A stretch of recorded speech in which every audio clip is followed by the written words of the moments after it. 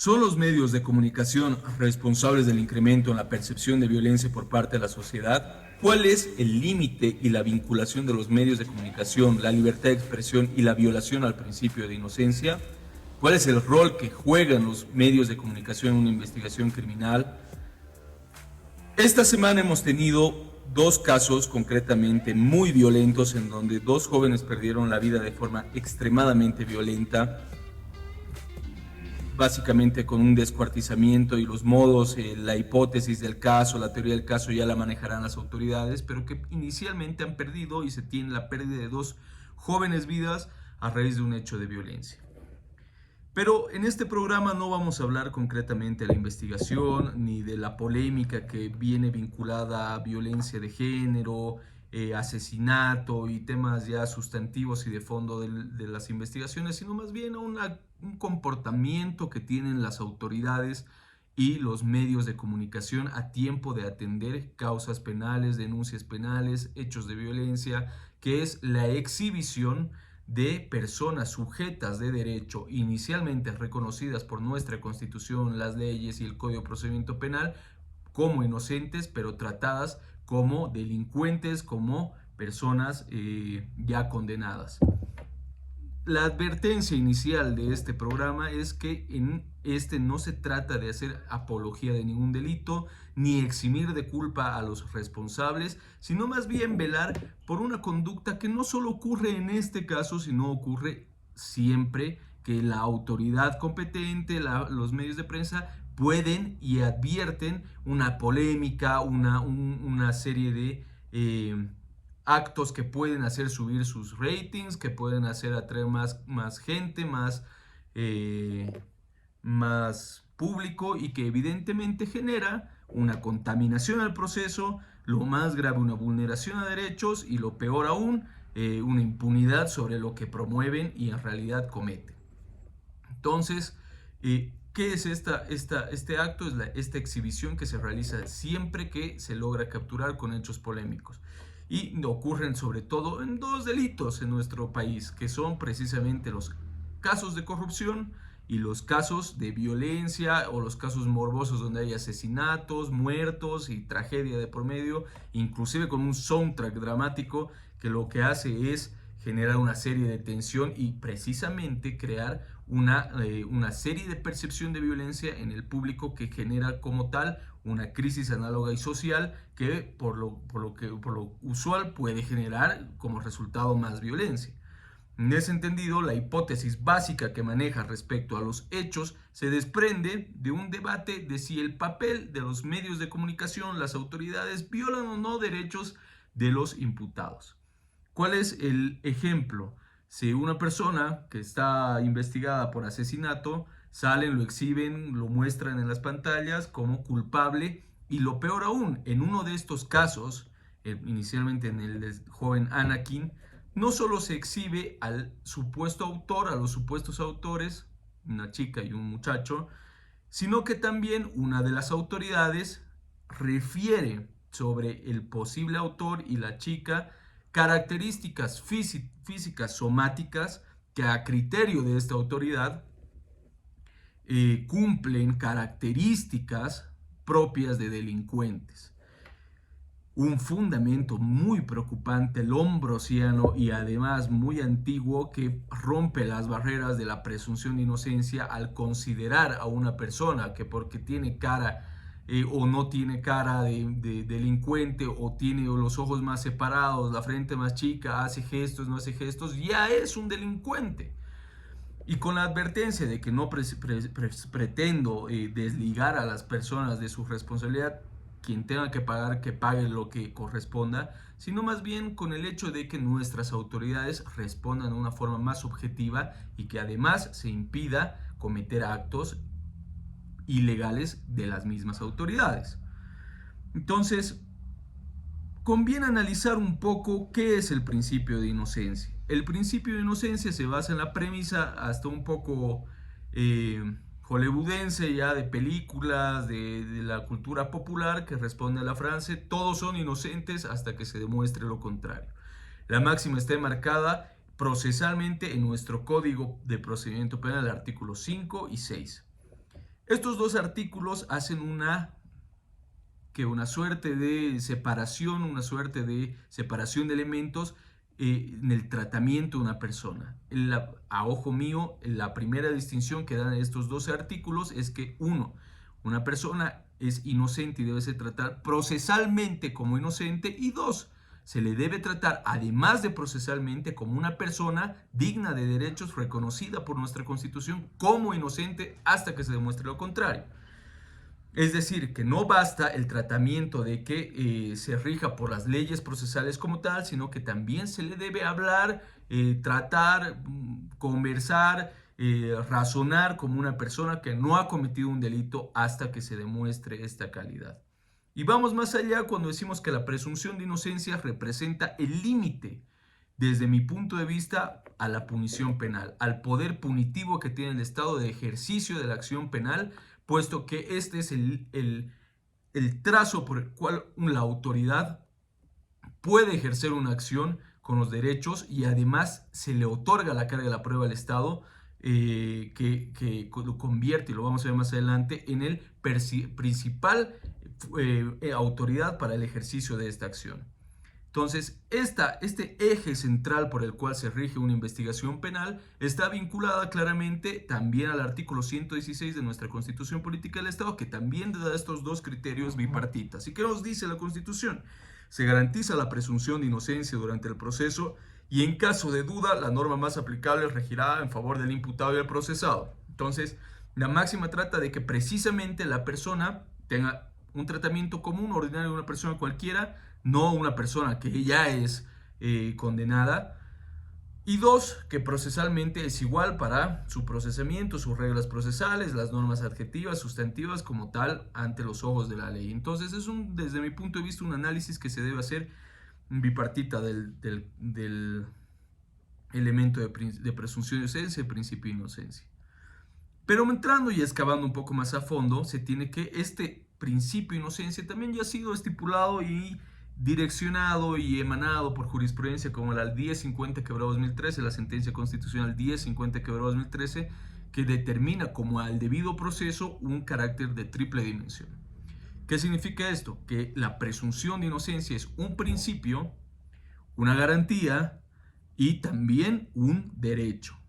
Y esta triple dimensión le da un carácter de amplio espectro a los ojos del procesamiento de una persona, y esta misma sentencia dice que ya no solo rige para la actividad y el procesamiento penal, sino también para el procesamiento administrativo, para el procesamiento de índole ya más general, y que también abarca y resalta y destaca el procesamiento penal como tal. Entonces, justamente esta forma de juzgamiento de una persona, en donde en primera instancia a los ojos de la ley es vista como inocente, no puede e impide que el día de mañana autoridades exhiban a personas, sea cual sea el delito, sea cual sea la investigación, sea cual sea la persona, como un trofeo para demostrar eficacia y eficiencia, que lejos de demostrar eficacia y eficiencia demuestra una falta de inteligencia en la investigación, una falta de técnica, puesto que la misma exhibición puede contaminar los actos investigativos, y además se ha comprobado, incluso como vamos a ver más adelante, que esto puede modificar la declaración de testigos, de partícipes, puesto que la prensa normalmente no va a sacar a dar los hechos ni las hipótesis reales, sino las que cree convenientes para alarmar la situación. Y estos son los órganos de persecución. Bueno, y estas son las situaciones precisamente que los órganos de persecución tienen y utilizan para generar este reflejo a la sociedad de que se está cumpliendo con la actividad procesal, que tenemos una policía eficiente y una fiscalía eficiente y un ministro de gobierno al tanto de su pueblo, lo cual está lejos de la realidad. Sino más bien están cometiendo un acto ilegal del cual presumen no cometer, cuando en realidad son los mismos propulsores de la violación de derechos, y que evidentemente no puede continuar adelante y rebasa el tema de la libertad de información, la libertad de prensa. La sentencia que hice referencia a la 1050/2013 habla precisamente de tres formas en las cuales se debe considerar esta presunción de inocencia, y dice la sentencia en concreto, son 4 los elementos, que en primera instancia los órganos encargados de la persecución penal se encuentran impedidos de realizar actos que presuman la culpabilidad del imputado. ¿Cuáles son estos actos en concreto? Esta exhibición, dar información previa, tratar al imputado como si fuera culpable, someterlo a castigos, a torturas por el hecho de estar investigado, y así un catálogo enorme de actos que pueden considerarse ya como una forma de dar la culpabilidad al imputado. B, que ésta debe estar desvirtuada con plena certeza y determinarse sobre la culpabilidad del imputado. C. Obliga al acusador a probar la culpabilidad del imputado del encausado sin perjuicio de los mecanismos de defensa que puedan ser utilizados por quienes acusado de la comisión del delito. Y D. Debe ser considerada como un estado de inocencia que debe ser conservado por el Estado durante todo el trámite procesal, no respecto y únicamente sino a procesos penales, sino a temas administrativos, disciplinarios, contravencionales. De ahí se tiene el eje central de por qué no se puede exhibir a una persona. ¿Y por qué no se puede utilizar a una persona como trofeo, sea quien sea, y mucho menos ser una persona que utiliza un estudio lombrosiano de por características físicas estigmatizar a alguien y llegar a criminalizarlo por su apariencia física, por tener tatuajes, por tener heridas, cicatrices que lo constituyen un criminal solo por su apariencia física, y eso mucho menos cuando se trata de una declaración de una autoridad. Entonces, eso es lo preocupante. Finalmente, los medios de prensa rojos, llenos de morbo, acostumbrados a pervertir la información, pueden hacer lo que les da la gana con el uso de la libertad de declaración, aunque no deberían. Y, sin embargo, no es excusable que una autoridad cometa esta declaración. En fin, la carga esta de la que hablábamos más en la de sentencia y que está en el aspecto segundo precisamente, refiere que el Estado tiene la carga probatoria. ¿Y qué significa esta carga probatoria? Que cuando una persona es investigada, procesada, es el Estado, el principal órgano persecutor a través del Ministerio Público, quien debe demostrar, aportar pruebas y utilizar sus mecanismos para demostrar que una persona es culpable. Vale decir que una persona no tiene la obligación de demostrar que es inocente, sin perjuicio de utilizar los mecanismos que sean necesarios para su defensa. Y la ley 1173, que ha modificado precisamente el Código de Procedimiento Penal, ha también trazado esta línea respecto a no utilizar presunciones, no utilizar ejemplos, no utilizar aspectos subjetivos que puedan criminalizar, agravar, complicar, dar una sentencia condenatoria anticipada en los casos de materia penal. Vemos que esto no es de ahora. Sucede, por ejemplo, que yo tengo un caso del 2016 donde una persona sale a hacer un negociado, es asesinado por 2 sujetos y más adelante se llega a conocer que otras 2 personas estaban implicadas, pero que no tenían ningún vínculo entre sí, familiar al menos, y en la prensa sale a decir que era un clan familiar el que cometió el delito. ¿Y qué es lo grave de esto? Lo grave de esto es que los medios de prensa y las mismas autoridades, pretendiendo generar eficacia, seguridad y confiabilidad de la ciudadanía, contaminan la investigación, no dan los hechos como son, dan esas declaraciones, hacen que los testigos puedan advertir otra forma de declarar, contaminan la declaración del testigo y contaminan por consecuencia la averiguación de la verdad. Y esta condena, esta presión mediática, esta condena mediática es precisamente el límite y el trazado para una investigación procesal objetiva. Y justamente eso es lo que genera que tengamos casos de impunidad o peor aún, que un inocente sea considerado culpable o a los ojos de la justicia ya esté condenado cuando no haya cometido un delito. En uno de los casos que hablaba de esta semana, concretamente del segundo, donde una joven fue descuartizada, fueron detenidos 2 sujetos. El primero aparentemente habría confesado, pese a que no hay certeza ni una medida procesal a la cual se adecue lo que hablan los medios de prensa, que ya se ha declarado culpable y qué sé yo. Más allá del procedimiento abreviado, no olvidemos que no existe la autoincriminación,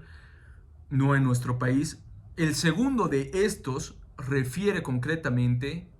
que tiene pruebas de que no estuvo en el momento de los hechos y al final se demostró que él no estaba ahí, o al menos los indicios indican que él no estaba en el lugar de los hechos,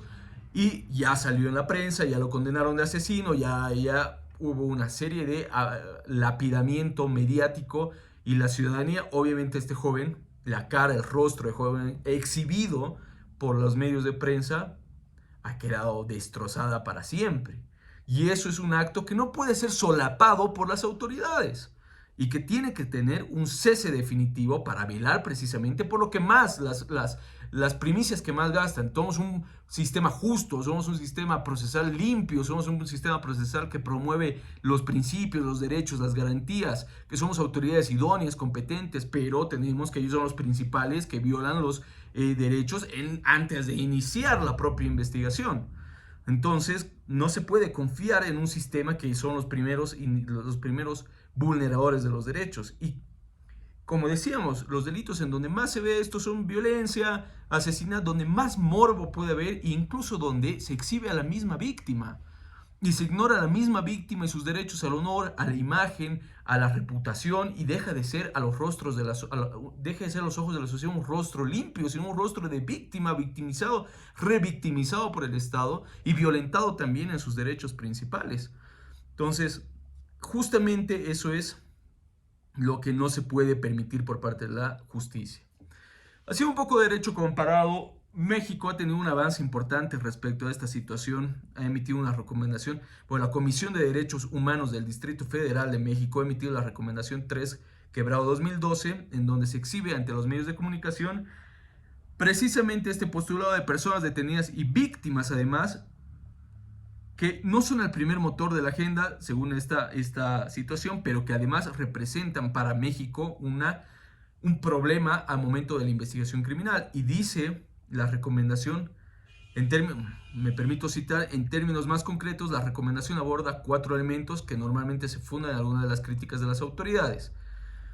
En primer lugar, se resuelve el falso dilema de si no me permites exhibir a esta persona, como dicen los medios de comunicación, entonces yo no puedo informar a la sociedad sobre la política criminal que tenemos. O no puedo informar que atrapamos a tal criminal relevante o no. Sobre este punto, la recomendación aclara que una cosa es informar y otra cosa diferente es informar a través de un lenguaje mediático. Y yo agregaría en todo caso un tercer elemento que es precisamente dar datos personales de quienes son detenidos y quienes son víctimas. Y precisamente ese es uno de los ejes centrales por los cuales se delimita esta libertad de prensa, que no puede atentar y romper los derechos de otra persona, a ojos de solaparse con su derecho de libertad de prensa. Por otro lado, la recomendación también evidencia que cuando una autoridad exhibe a alguien realmente que no tiene la finalidad de recabar mayor. Paréntesis, una de las excusas que tienen las autoridades para indicar esta exhibición o utilizar esta exhibición como un mecanismo de eficacia es además conocer si esa persona tiene otras denuncias. Sin embargo, en esta recomendación también se tocó esta problemática indicando que la autoridad exhibe a alguien realmente no tiene la finalidad de recabar mayores denuncias, porque una vez que se publica un comunicado con los datos personales o se difunden imágenes en las personas detenidas, esta nunca se actualiza. Se actualiza esa información en las posteriores etapas del proceso penal y el momento de la exoneración, en el momento del Ministerio Público al no ejercer la acción penal. Entonces, vemos una analogía bastante concreta con el Estado de México y en nuestro país, en donde evidentemente, igual en nuestro país, estos datos en primera instancia no se actualizan al haber iniciado ese proceso. Entiéndase que esto también vulneraría el principio de inocencia, que era un antecedente que no existe. Entonces, estas denuncias al final, si llegan a colectarse en algún momento, tampoco constituyen un antecedente penal porque no tiene una sentencia condenatoria. Al final la exculpación del criminal y al final el apartar a este criminal de la investigación lleva a la impunidad y por tanto recabar información respecto a denuncias resulta completamente inútil y irracional, o al menos utilizarlo como una excusa para exhibir a los criminales en los medios de comunicación. Ahora, Si bien es cierto que los medios de comunicación tienen una enorme función democrática, juegan un papel fundamental en los estados de derecho, en los estados democráticos, esto no significa que utilizando esta excusa de ser un instrumento de la democracia, de los estados de derecho, puedan irrumpir en los derechos particulares y mucho menos quedar impunes al respecto. Entonces, esta libertad de prensa está delimitada. Y precisamente está delimitada por el mismo hecho de que una persona no puede ser expuesta, exhibida como culpable cuando no tiene una sentencia condenatoria. Ahora, muchos me dirán, en el segundo caso, uno de los chicos que fue detenido tiene 2 sentencias. Eso demuestra que nuestras autoridades son pobres en el tratamiento procesal de las personas. Tenemos una persona que si ya era culpable de asesinato, ¿cómo puede ser posible que esté en la calle cometiendo nuevos hechos ilícitos y además sea exhibido como trofeo de la prensa y de las autoridades, cuando en realidad solo exhibe la mediocridad que existe en nuestro sistema para llegar a la sanción y a la corrección de una persona que ha cometido un delito? Entonces, lejos de demostrar un triunfo a la averiguación histórica de un hecho, representa como se dice, la autoridad se está quemando de que no ha podido cumplir en su momento con la sanción de este sujeto y se encuentra en la calle y como se les ha escapado, se les ha salido, ha tenido suerte de abogados, ha tenido suerte procesal, a la fecha se encuentra libre. Básicamente hemos llegado ya terminado un poco el programa porque se nos ha ido el tiempo. Vemos que existe una suerte de imprecisión por parte de los tribunales, de los fiscales, cuando hacen su trabajo y aparentan ante la tele haber cumplido. Y evidentemente ya existe este límite. No puede violarse la presunción de inocencia con la libertad de prensa. Se puede informar, se puede sacar supuestos autores, pero no se puede dar hechos de la investigación, datos de la investigación, datos de las víctimas, datos de las personas que estarían sujetos a acciones como la acción de privacidad, por ejemplo, que yo creo que sería un mecanismo efectivo para ejercer un cese a este lapidamiento de las personas. Este límite de la libertad de prensa se ha enmarcado también en la CIDH. La CIDH ha sacado recomendaciones en distintos casos sobre cuando existe esta forma. Caso Ircher-Broistein contra Perú, caso Jersey, Dinamarca, en 1994, donde marcan la libertad de expresión, marcan los límites, la prohibición de censura y la prohibición de censura previa, pero estos están ligados a temas de fondo de la actividad como medio de comunicación y no así vinculados a la presunción de inocencia. Bueno, para ir cerrando, espero que esto dé un aporte, de un criterio uniforme para que se pueda cesar este tipo de actos ante la prensa y lleguemos a algo, un Estado de Derecho. Mi nombre es Juan Carlos Camacho, síganos en nuestras redes sociales y bueno, nos vemos en un próximo programa. Chao.